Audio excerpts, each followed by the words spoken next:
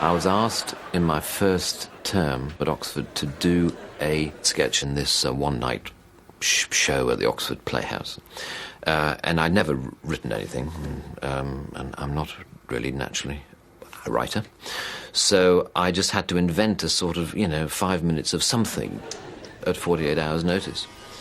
I just stood in front of the mirror and started to mess about with my face, basically. And this strange, surreal, non-speaking character evolved.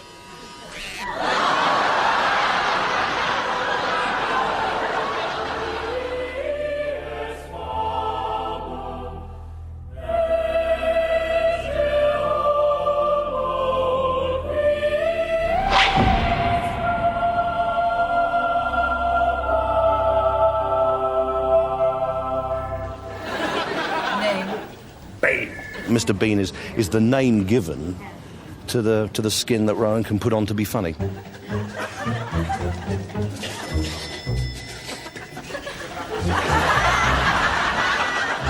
You've got a character who is quite intelligent and subversive, but you've also got a character who looks odd and behaves in an odd way and has odd solutions to problems.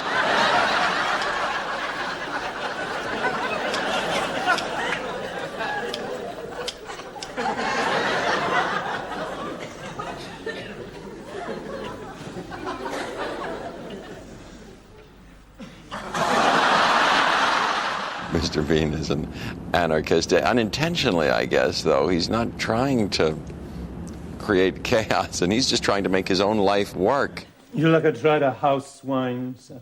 Yes, please.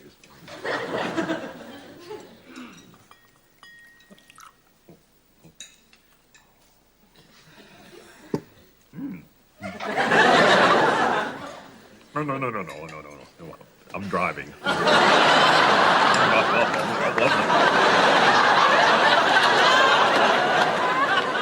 He can be pretty mean and actually do some truly unpleasant things.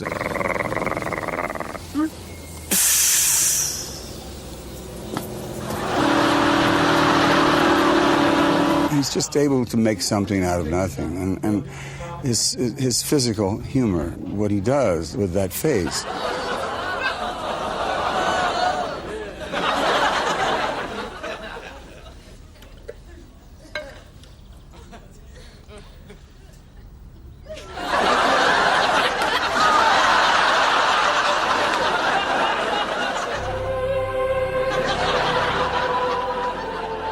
The story of Bean is inextricably linked with the story of Rowan Atkinson. Although MrBean was only christened in 1989, Rowan has been developing the character for most of his life. Whenever we try to think of MrBean and how he will react or would react in certain situations that we're thinking of putting him in, I always imagine him as a 9-year-old boy. That's how I always see him. They're sort of anarchists at heart, really, and I think that's what MrBean is. He's an anarchist. He'll obey the rules as long as they suit him.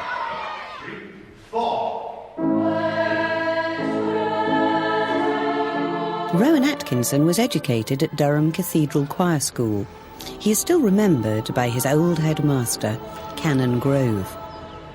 I had a member of staff named Cyril Watson who produced plays, and one year he chose St. Joan. And it was obviously a spark of genius on his part to see that Rowan was the perfect person for the Dauphin. It was quite camp. I seem to remember the first and possibly last time I've ever played someone truly camp. Shaw's own description was that the Dauphin was a pathetic little creature, yet irrepressible, with a cheeky sense of humour, and always liable to get his own way in the end. And that could be a sort of scenario for MrBean.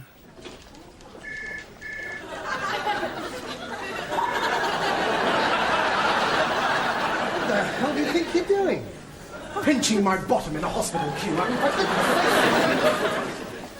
The first impression he gave was that he was an extremely shy little boy. Though he did say But he had begun his sort of career by being taken by the boys down into the change room and asked to make funny faces for them. I seem to remember standing up in the changing rooms when I was 10 or 11 or something and putting on a performance.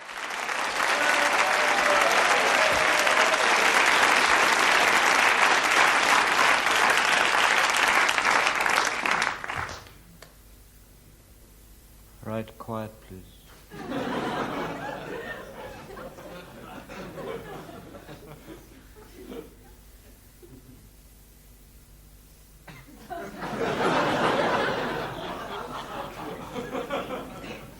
Ainsley, Babcock, Bland, Carthorse, Dint, Ellsworth Beast Major. I think it's very likely that the funny faces were myself and my colleagues. Jones M, Orifice, Sediment and Under Manager. See me afterwards. Most of you, of course, didn't write nearly enough. Dint, your answer was unreadable. Put it away, Plectrum.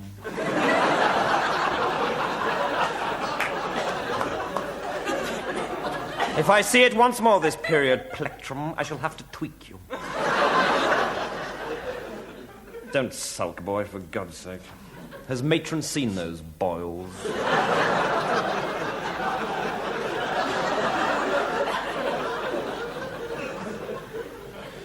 Horrid little twerp.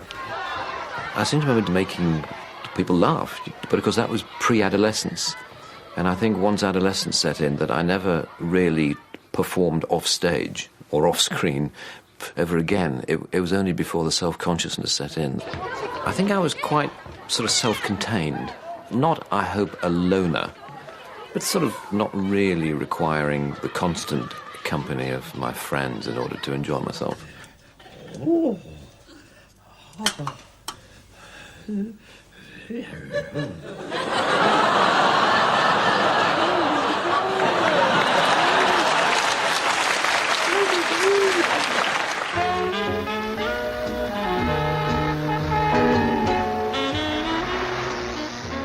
My interest in visual comedy was based on discovering a film by Jacques Tati called Monsieur Hulot's Holiday, which I discovered when I was in the sixth form at school because I was the projectionist. And myself and a friend were in charge of that operation, and it enabled us to sort of leaf through film catalogues and order whatever films came into our minds.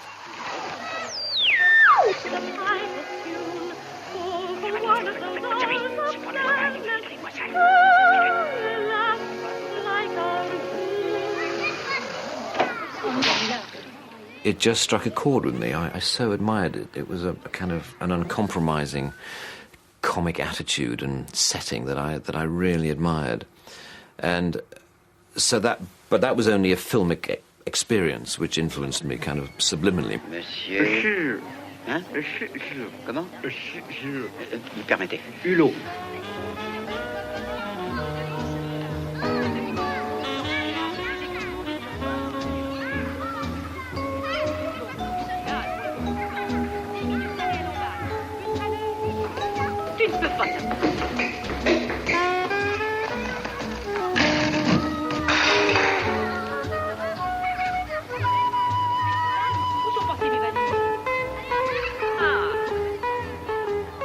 It was something that I forgot about, really, for the 3 years I was at Newcastle University, from where I went to Oxford University. And it was there, really, that it sort of returned.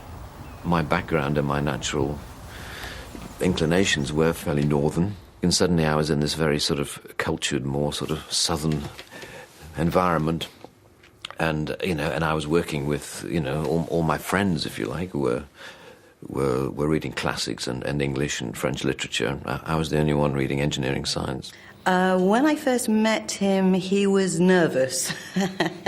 And he was odd. I mean, there was a lot of sort of nervousness about being around women generally, which, of course, is fantastically endearing. Lorraine. Morning, Robert.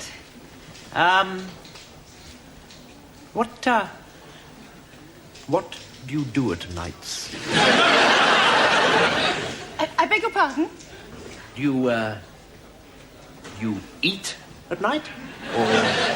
Or what? Well, as a rule, yes. Aha! Yes. Yes. Well, yes, well, I do, actually. I quite often go to a pub on my way home. But tonight I thought I'd really splash out on something a lot better. Go somewhere really nice. Would you like me to join you? No, don't trouble yourself. No, it'll be, yes? Yes, would that be okay? In his very first term at Oxford, Rowan had a fortuitous meeting with a student comedy writer. I saw this little advert in the university newspaper saying we're thinking of getting a comedy review together, meetings at University College at a certain time. So I thought I'd beetle along because I felt as though I had an interest. And Richard was there. Yes, Rowan and I met at a tiny scriptwriters conference in a Don's room. In the summer of 1976. And I remember he was very bright, very talkative, which I wasn't. Because he was very quiet. He didn't say anything for the entire 2-hour meeting. But he kind of made up for whatever contribution I was lacking from me. And then finally one day, we were asked whether we had anything we wanted to put into the review that we were going to do. And Rose stood up in the room and performed these 2 sketches that he'd worked out, which were replete with such flagrant genius. Unfortunately, it was the first time we heard him speak. They were completely wonderful. The Oxford Playhouse provided a showcase where Rowan performed much of his early material, with Richard as the straight man. At the centre of the Elizabethan world sits the king. Upon the character of the king depends the plot, and so there are many different kinds of king. The benign king. The benign king with a physical defect.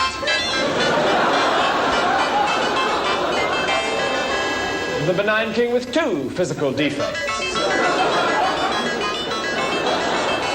The mad king. Somebody who saw one of these early shows was BBC producer John Lloyd. It was not like any review that I had ever seen partly because of Richard Curtis's genius. The lateral jumps it made in terms of subject matter. It would always just start, and often very surreal and rather European, like a sort of strange. He used to describe them as Czechoslovakian cartoons, where this little man would come on and be chased around the stage by a spotlight with the music of a clarinet playing. It didn't obey any of the rules of student sketch writing. It didn't appear to be like anything else. It wasn't like what we were all doing at the time as Monty Python sketches. And very beguiling and odd. And then suddenly this fantastically rude vicar talking about blowjobs, And a young, attractive bride-to-be came up to me after a service and asked me just that question. Father, what is the church's attitude to fellatio?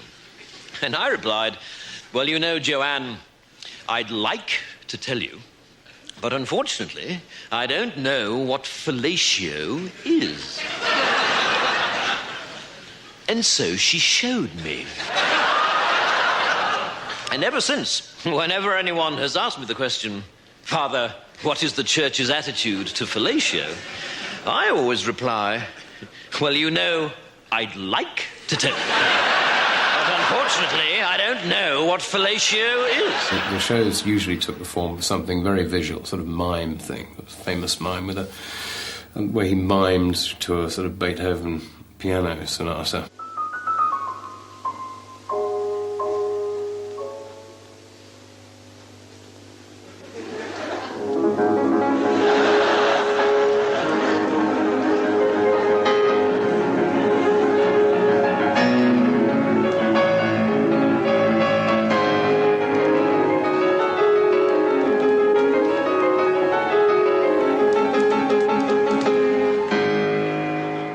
Another of Rowan's long-term collaborators is composer Howard Goodall. he is very musical. And we've always done a lot of musical sketches on the stage show, which is probably why I've been more involved than musical directors normally are in a comedy show. He did one where he was a concert pianist playing Beethoven. He did one as a conductor. He did a AC/DC guitar mime, and he did a thing called drumming, which we worked on together.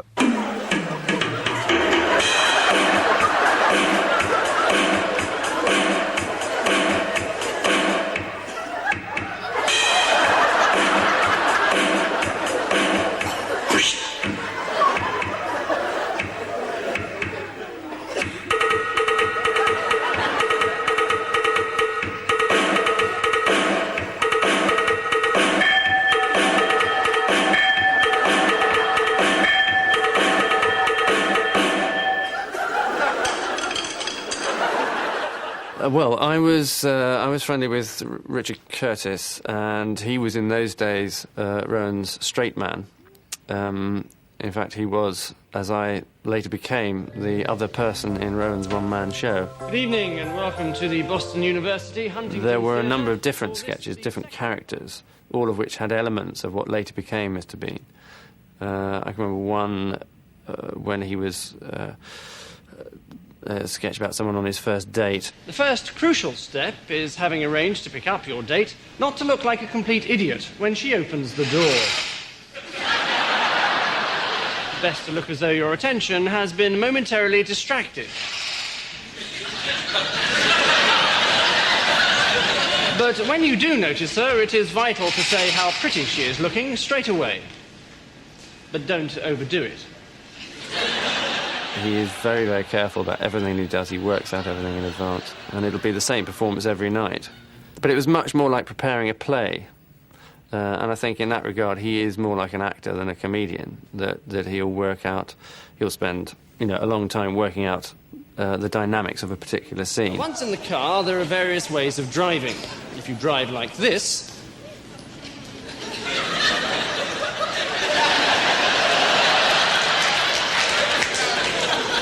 you might lose her respect. If you drive like this...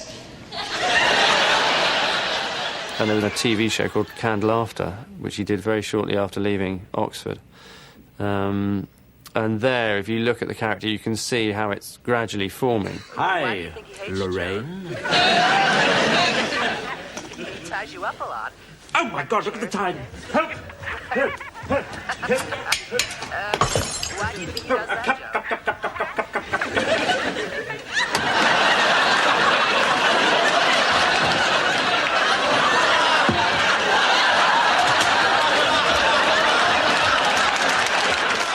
Richard Curtis and I were writing a full stage review for Rowan with lots of different sketches, and we wrote a couple of silent ones for him, one of which was called Cheating, which I was particularly involved in, and, well, we co-wrote the whole show.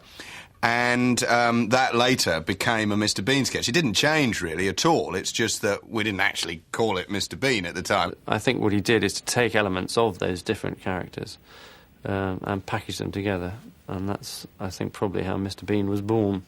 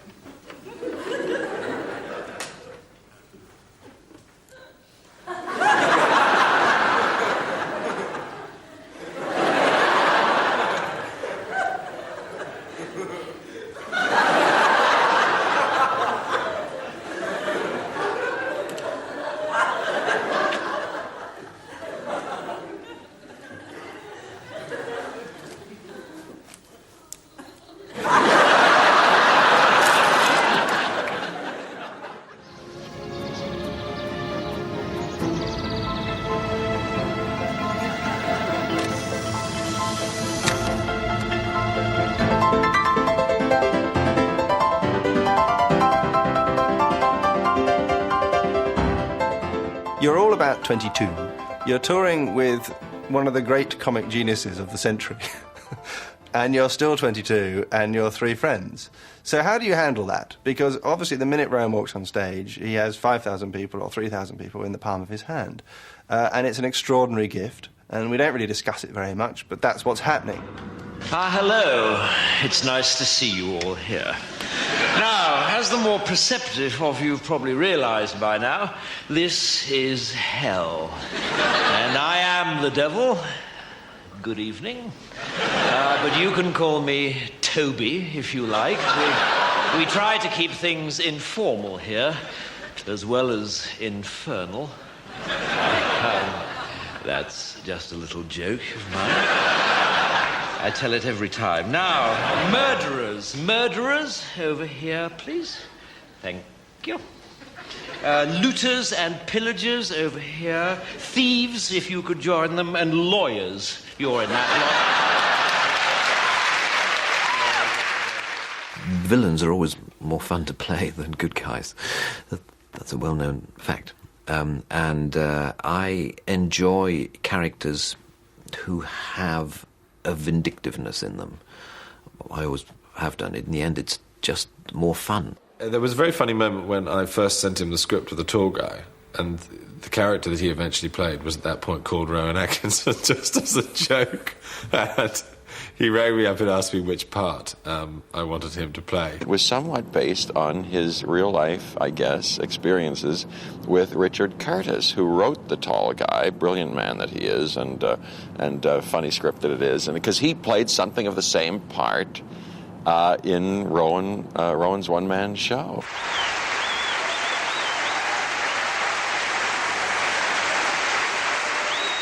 I think the rest of us found it quite difficult to adjust to the fact that he was becoming very famous very quickly, and we were still who we were.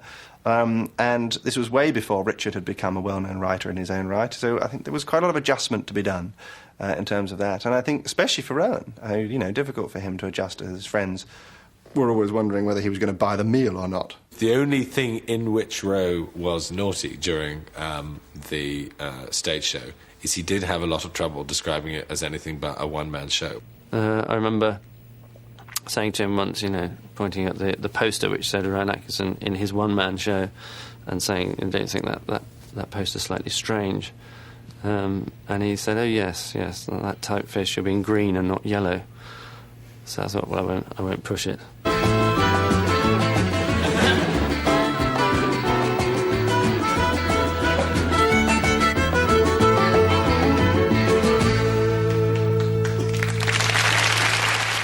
John Lloyd asked if I wanted to join this team of people he was getting together to do a new topical, satirical comedy sketch show. The BBC, who in those days were much more paternal than they are now, said to Rowan, it would be much better if you had some other people in the show, because then if you're good, you'll shine, and if you're not good, they'll support you, and it'll mean you don't have to do a quarter of the work. So I was at this crossroads, really, and I had to choose between doing a show on my own or doing a show with 3 others. And there was no doubt in my mind which way to go. Abu Ben Adhem, may his tribe increase, awoke one night from a deep dream of peace, and saw, within the moonlight in his room,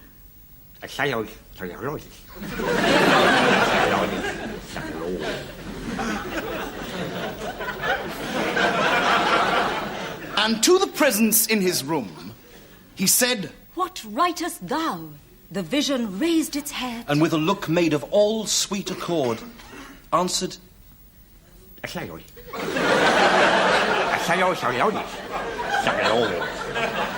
was only rarely in Not the 9 O'Clock News that, that my special interest in visual comedy was ever allowed to burst through. The rest of you will watch a mime called, and if there's any sniggering, there'll be trouble, Alternative Car Park. I said...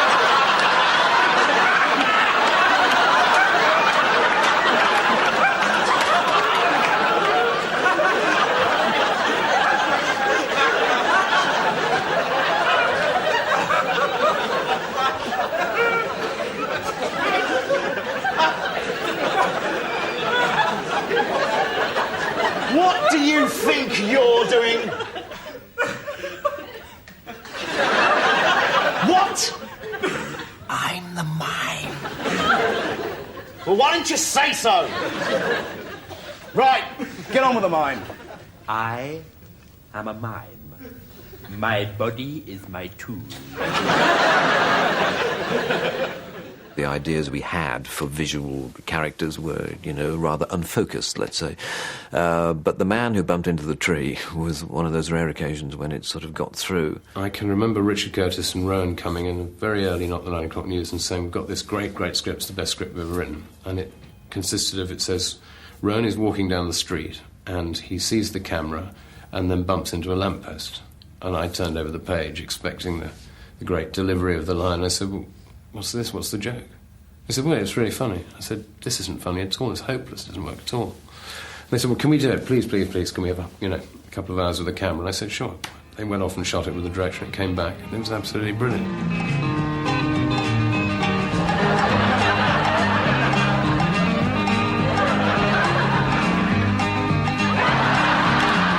It's that shock that you've been working comedy for 5, 6, 7 years, and somebody comes along and says, there's another way of doing this.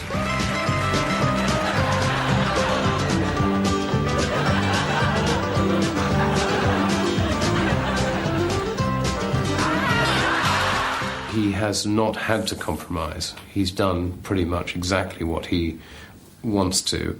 The compromises he's made have generally been so as not to upset his mother, not to say too many rude words because she might not like it.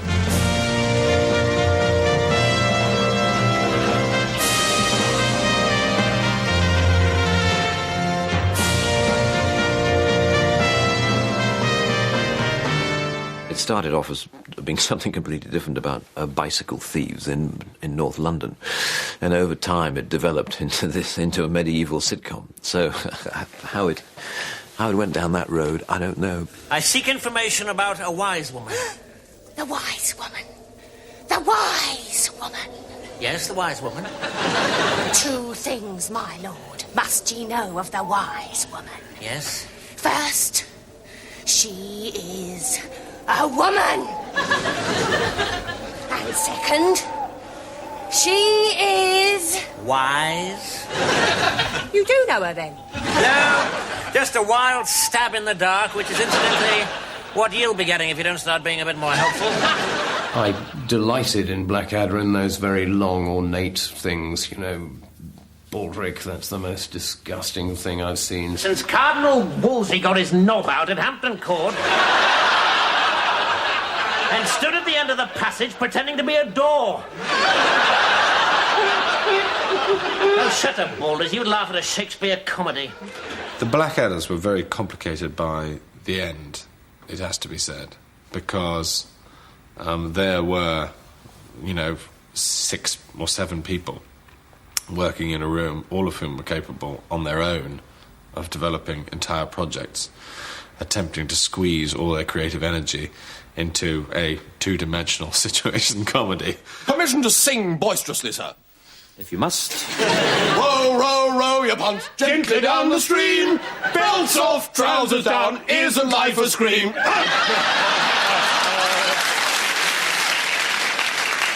Fabulous. University education. You can't beat it. Bravo. Now, what have we here? Name? Baldric, sir. Oh, tally-ho, yibbity-dap and zing-zang spillit. Looking forward to bullying off for the final chucker?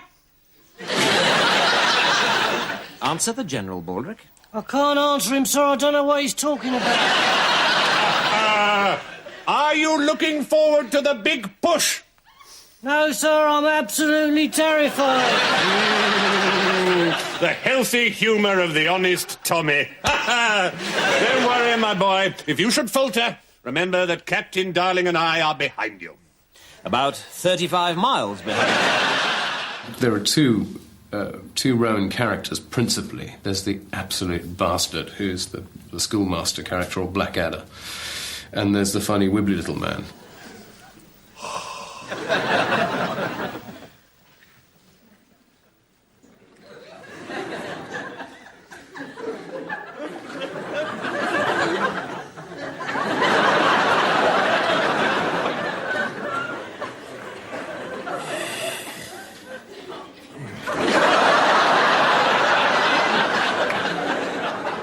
who's actually an utter bastard as well. They're both bastards.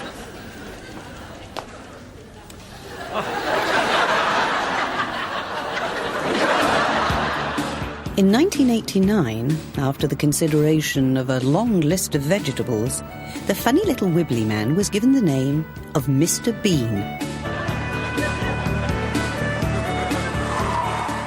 Quite unexpectedly, this unfashionably silent comedy was an immediate hit. One of the secrets of the Bean visual humour is the careful and highly detailed preparation that goes into filming. I'm not at all sure that I enjoy acting, because I just find it so worrying and difficult. I enjoy planning things, I enjoy thinking about things and, contributing to the creation of things. The window down, or a head emerging as if you wanted a nice entrance for yourself, trying to get out of the train. Almost without seeing the window come down, just the sense of the grappling hand of the hand coming out, where's the knob? Each and every Bean moment is meticulously choreographed. I don't know. I suppose I'd seen that he arrives in this shot already sort of faltering, you know what I mean? Though we just get the sense, or at least not necessarily that he's acknowledged his loss of ticket in the opening shot, but he could be looking for it. And we're still fairly confident. Yeah. And then when we pick him up profile, that he's sort of starting to falter, and there's a little bit more of the Yeah. Oh, bloody hell, I haven't got anything. If this angle works best, that's lovely. The change of direction, if you see what I mean. I'm always aware that of any 10 suggestions I might come up with, 3 or 4 or 5, maybe along the same lines that he's thinking. But I'm always unnerved by the fact that on almost all the other occasions, he's so far ahead that I then have to choose between, open-mouthed admiration or a very quick recovery, where I say, yes, I felt something similar would probably do very well, and then scuttle off and try and get to the cameraman before he does. This bag could do with being 6 inches longer. 6 inches longer? Yeah, I think so. How fast can you go? So one corner of the bag would go through and get stuck, and then he'd come back and then think, well, there's only one way out, and that is to go over the top.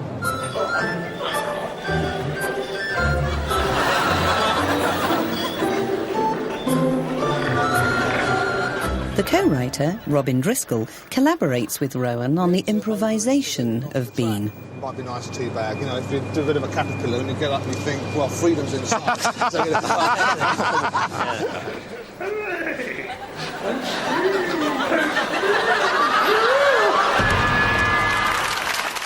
One of the reasons why Mr. Bean has gone on is because actually the process of creating him is quite a lot of fun. You think of a basic situation, just as you're walking around, you're in a barber shop, and you think, yes, this is a place where people don't talk to each other. I could do a Mr. Bean thing here.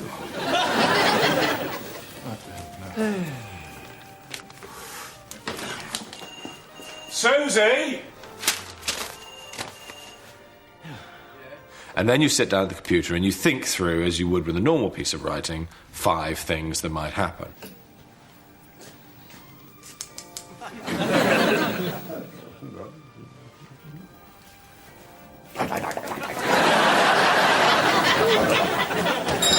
Sorry, look, can I just leave Jamie here with you for a moment? I've left my purse in the shop back there. Just give him a good haircut, will you? Be good, Jamie. Sorry to stop, but I have a feeling that if this happened, that Bean would, or some normal people would say, hang on a minute, he'll be back in a second and I'm first. You know what I mean? But they'd be, because in the end the real barber's only 10 yards that way. So I'm not sure he would immediately presume to take on the role of a barber unless he had an extra kick. I mean, maybe actually Jamie says something like, come on! Would Jamie take his own cap off and look at Bean so that we see you? Yeah, like that expectant thing. Yeah. And there's a kind of moment between the two of you. Yes, that might be quite good.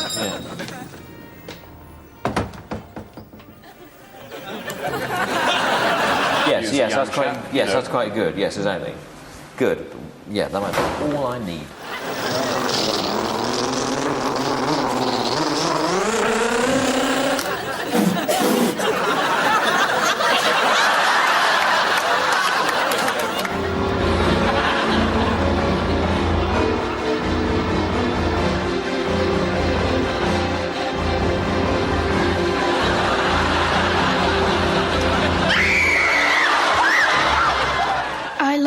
Mr. Bean, mainly because he's got a bit of a rubber face.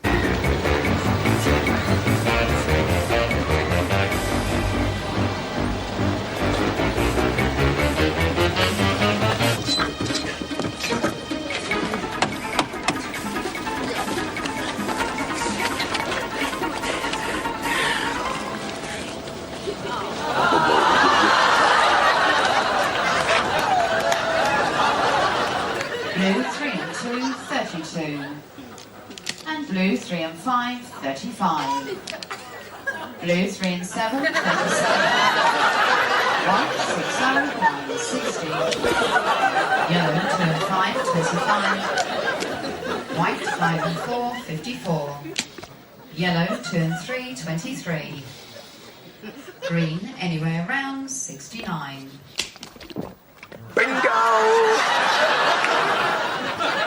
He puts peas, mushy peas up the turkey's bum, and then he puts it up with the hand he's got his watch on, and when it comes out you realise he's not wearing his watch.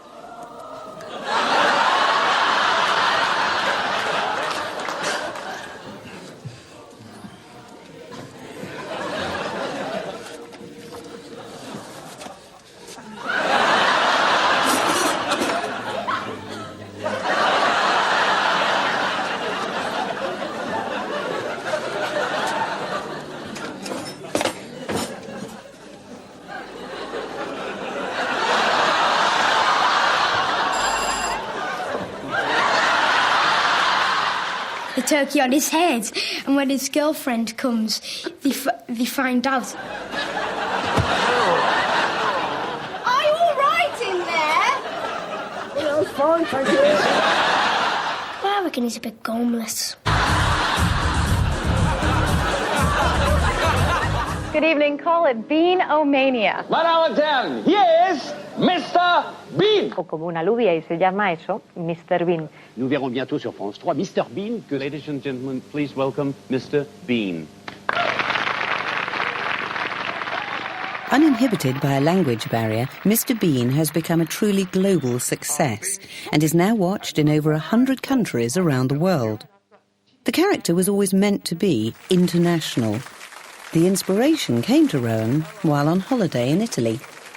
I just remember strolling through Venice and seeing all these souvenir stores selling posters of George Michael and Phil Collins and Duran Duran, I think, at the time, and thinking, well, there you go, you know, Englishmen all, but hordes of Norwegians are very keen to buy posters of them. Why does comedy not have an international dimension? And with Mr. Bean, Rowan has undoubtedly discovered that international dimension. I've never been to Canada before, and it's absolutely splendid. Bean is not quite into sex, drugs and rock and roll, but the Bean videos have sold in record-breaking quantities, and Rowan is now as well paid as a major rock star. All this on the back of only 14 Mr. Bean half-hour episodes. Well, I certainly never wanted pop star recognition and accoutrements. In fact, we did experience it once in Amsterdam when I went as Mr. Bean to sign some videos. And there was this kind of, you know, near riot, and I had to be smuggled out of the back of the store. It's a most peculiar thing, you know, when you get a sense of that, you know, what it must be like to be Madonna. But I have to say it was an experience that I didn't enjoy at all. But despite this extraordinary success, Rowan was keen for a new challenge. Bean the movie offered a whole new set of possibilities, and in 1996 it went into production. Reset. The Grierson Gallery of California needs a representative of our great gallery. They are looking for a scholar of the very highest standing. I have therefore decided to recommend for the post, and the 3 months sabbatical that goes with it, that splendid employee, Mr. Bean. All those in favour? Yes. Excellent. Carried. Our loss is America's gain. Ludicrously nominated by the National Gallery as their representative, the funny little wibbly man finally arrives in America.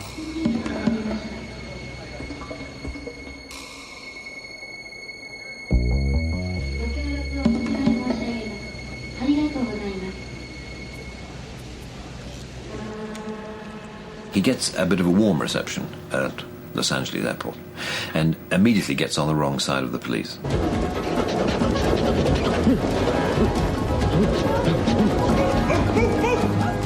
Police! Everyone on the floor, now! Not you, sweetie.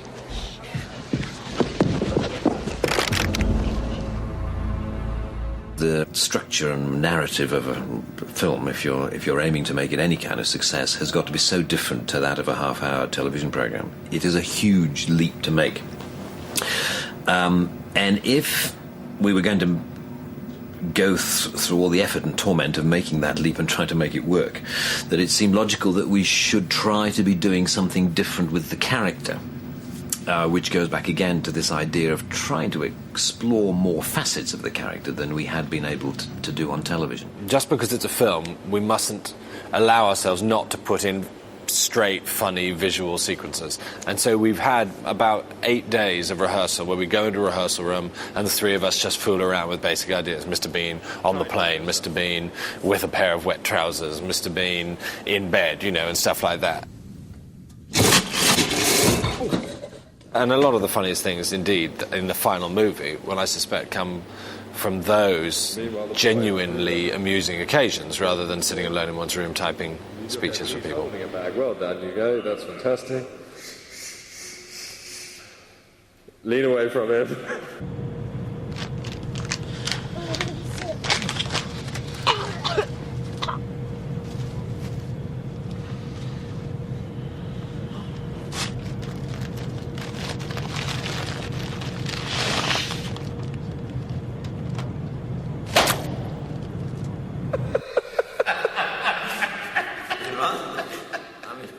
Rowan has always been more comfortable working within a close circle of collaborators, and Mel Smith, director of The Tall Guy and co-star of Not the 9 O'Clock News, was an obvious choice to direct the Bean movie. In the TV programmes, there are no real consequences to what he does. I mean, there are consequences in the short term, within the 10-minute sketch or whatever it may be, to the people who are in the vicinity. The interesting thing about doing a film is that there are real consequences in our story. And what he does actually impacts on other people. Are you feeling lucky, punk? Here? In our house? For 2 months? Oh, David, what? Suddenly there's no hotels in Los Angeles? Okay, there's no need to get excited here. I just thought, this is the Royal National Gallery of England's top man. I thought it'd be very exciting to have around, to learn from, and talk to. And So do we know anything about our new best friend? No, although I think they might have mentioned it if he was a notorious serial killer. He's a genius, huh? That's what they tell me. Well, it looks like a fruitcake to me.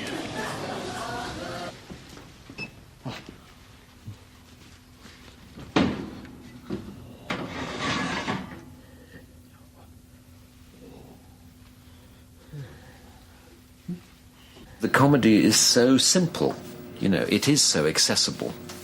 It's so manifest, really, to anybody.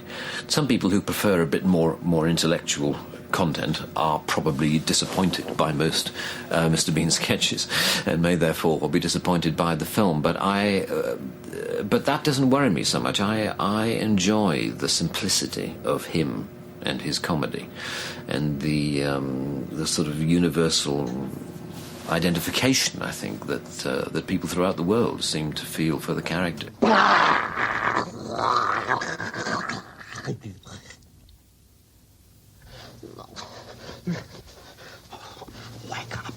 Wake up.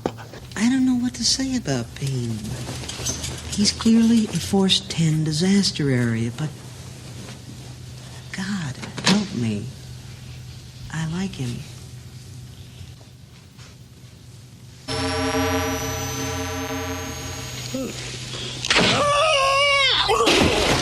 I mean, quite a lot of Bean is very extreme, but quite a lot of the stuff that I like the most is when he's just sitting in a chair in a dentist's waiting room with sort of nothing much going on and just watching him and how he bides his time always amuses me greatly.